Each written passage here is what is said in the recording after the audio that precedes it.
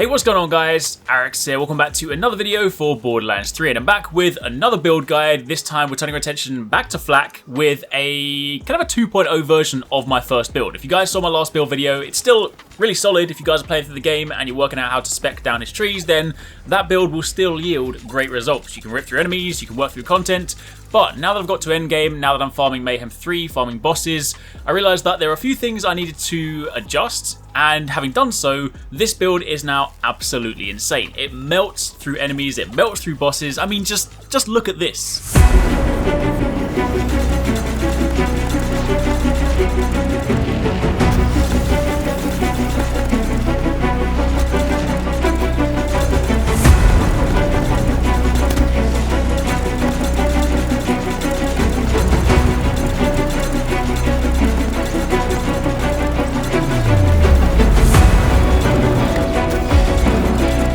So yeah, safe to say, this is my kind of like my Stalker 2.0 build, my critical build, my insane damage build, call it what you want. Basically, you saw the footage, you just delete everything that stands in your way. Now, before I actually dive into that build, I had originally intended to build a rack build for you because I just wanted to do something different. I wanted to use a different skill tree, and I went through initially doing that because I got a couple of really good drops. One of them gave me an additional rack charge, allowing me to have 4 racks, and one of them gave me the ability to increase damage on enemies after hitting them with racks. And I made a really good build, like really good. Again, if you take a look at some of the gameplay in the background, this is of that build.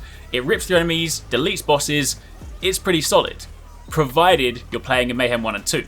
The difficulty is when you use things like the racks and you go into Mayhem 3 and you're talking really end game stuff, they just don't scale enough. So when you go to fighting those really tough enemies, the badasses, even some of the enemies that aren't even that tough, the racks just don't do enough damage to really warrant using. So as much as I wanted to make that build and share it with you guys, and I mean I still could, if you want something different to level with, if you want something different to kind of play Mayhem 1 and 2, I'm more than happy to share that build with you. But the reality of it is, if you really want to kick out as much damage as possible, if you really want to be melting bosses like you see on screen, you're instead going to want to be using this build because, I mean, this is just unrivaled. This is literally, without question, the most damage. So, we turn our attention to the skill tree. Of course, the majority of our points are again going to be going down the Stalker tree.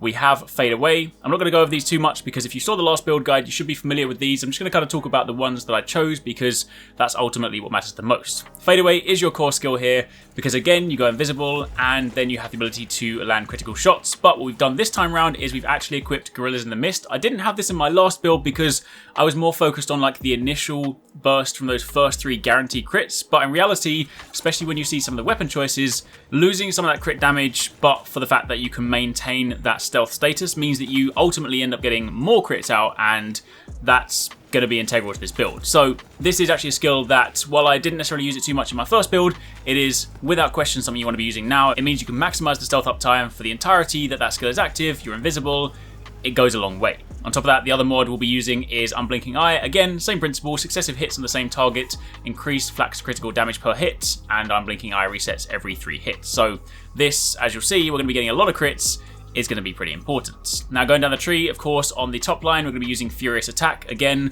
Hunter skill, after shooting an enemy, Flak gains a stack of Furious Attack, and for each of these stacks, you get increased handling and gun damage, and since we'll be shooting a lot, then you're going to be building those stacks all the damn time.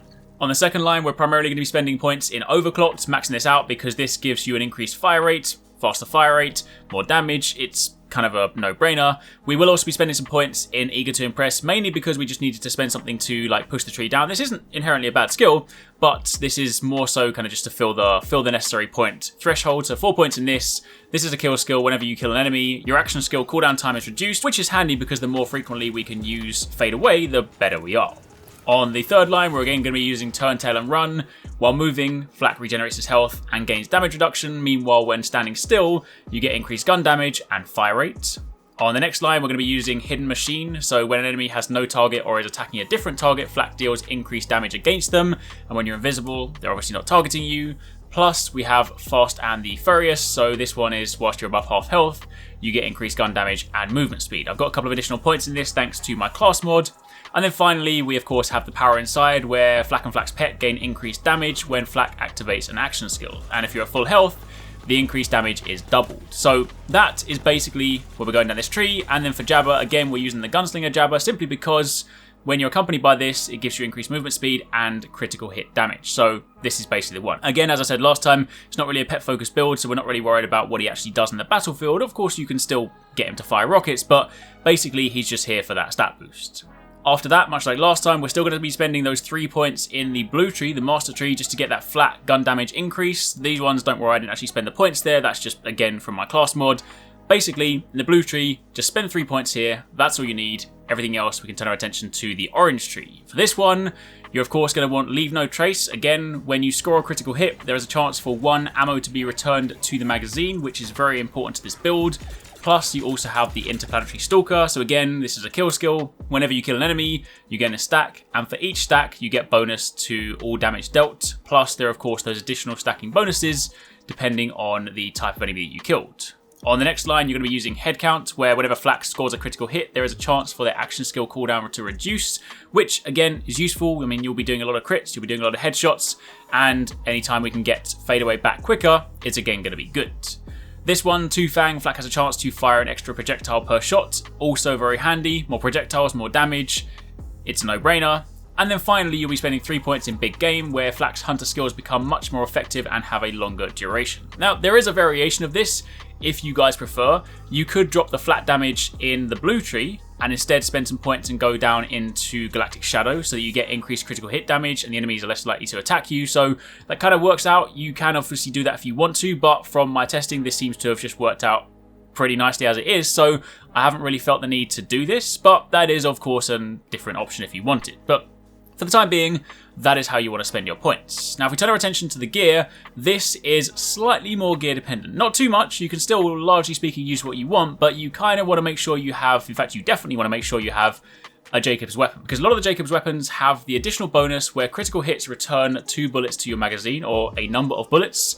Now, this works really nicely with, say, shotguns. I unfortunately haven't got the right shotgun right now. I actually have a anointed version of the Speedload and Hellwalker, which on one side is really cool, but obviously it doesn't necessarily have that crit bonus. So in this situation, in this build, that gun isn't really kind of doing much for me. So the main guns in this situation that I want to talk about, this one is also still really nice, just a good fun gun, but it doesn't really benefit the build. The main ones are Rowan's Call, because again, whenever I land critical hits, it returns bullets to the magazine. This happens all the time because if you're in fade away, you're landing those crits, you're basically in a position where you can effectively fire almost indefinitely. There will come a time where eventually it runs out. Either your bullets will run out first or your skill will run out, but generally speaking, you will always be proccing this so you can have that continuous fire. So anytime you saw me fighting those bosses and just melting them, that is how I'm able to fire for so long. The other option is down here. This is actually a Vladov weapon, Lucian's Call. Again, this is the same principle. A lot of those kind of cool type weapons have that bonus, so this one, exact same thing, critical hits, return bullets to the magazine. I actually use this one as kind of like my secondary. I use Rowan's Call mainly just because radiation is just really good, nice damage. However, what I typically do is I use Rowan's Call whilst I'm in fade away, because that's where I get most of my output. And then when fade away runs out, I turn to Lucian's Call, because this one actually has frost on it, so it slows down enemies, meaning if I use something like an assault rifle, which isn't the most accurate, I mean it's got decent accuracy, it's not hard to, aim those bullets, but by slowing down the enemies, by freezing them, it just makes it a lot easier for me to aim for the head. So essentially, second fadeaway drops, I switch to Lucian's Call, start slowing down the enemies, make sure that I'm landing those crit shots, because obviously it's easier to get those guaranteed crits whilst in fade away, so that's why I use Rowan's Call. But when you're outside of fade away, you need to obviously be making sure you're actually hitting those crit spots. So that's why I switched to Lucian's Call. Now again, if you did have something like the Speedload and Hellwalker where the crits return shells to your mag, then obviously you can use this because the shotgun up an enemy's face is crazy damage, and if you can spam that out, this is also very, very nice. And similarly, there are pistols similar to this one, obviously not quite the same as the Flood, because the Flood has a different crit perk, but basically if you have a pistol that again returns bullets on crits, basically that's essentially your single requirement. You get that on a lot of Jacob's weapons. Anything that returns bullets on crit is effectively what you want to be using, because that is what allows you to maintain that bullet uptime, that's what allows you to continue to rip through enemies, and that's what allows you to shred those bosses. Outside of that, shield front, you can use kind of whatever you want, but I do have a really nice shield here, the improved rerouter, where when fully charged, the next shot drains 50% of my shield to deal 120% bonus amp damage and return it as health, so I can kind of use this as like a big initial burst while kind of coming out of cloak.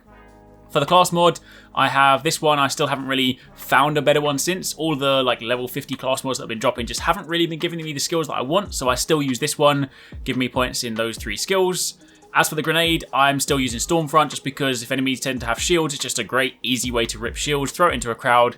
It just chains between everyone, rips those shields, really handy. And on my relic front, I'm still using this one, the Snowdrift rocket boots, just because I haven't found a better one since. This is not really integral to the build. I slide, I fire out rockets, I fire out a cryo ball. It's kind of cool, but this will be replaced at some point. But yeah, that's basically what you need to know. The main things you need for this build are the skills we spoke about a moment ago, and some kind of weapon that returns bullets on crits. Obviously, you can use that, be like, be that assault rifle, be that a shotgun, a pistol, whatever you want. You want something that can, typically fire a little bit faster. Can be a pistol. I probably wouldn't do this with something like a sniper rifle because it's just probably not going to give you what you want in like the shorter space of time, but basically that's the requirement. Use that, set it all up, run in, fight a boss on Mayhem 3, and second you activate fadeaway, you'll be laughing, you'll be crying, you'll be in hysterics at just how much their life bar just gets depleted. It is probably the most satisfying thing that I've done so far in Borderlands 3.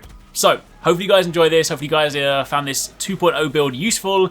Definitely give it a try. Let me know in the comments down below what you guys think. And of course, if you do want to see like the other flak builds I spoke about, I'm more than happy to show you the rack build, but just know, as mentioned, that it's just not really Mayhem 3 ready. It's more kind of like I suppose I'd more so categorize it more so as like a leveling build, something you can do for fun if you just want some variety to use as other trees, but ultimately, if you want to do the damage, this is where you want to be. I really hope you guys enjoyed that video. Remember to hit that subscribe button and also click on the little bell icon to turn on notifications so you don't miss my next upload. Also, don't forget, you can check out TwoSixNine and Paradise Central streaming over on Twitch 6 days a week. You can find a link to the multi-stream in the description box down below. Be sure to drop by and get involved. Thanks again for watching. Take it easy. Catch you next time. Peace out.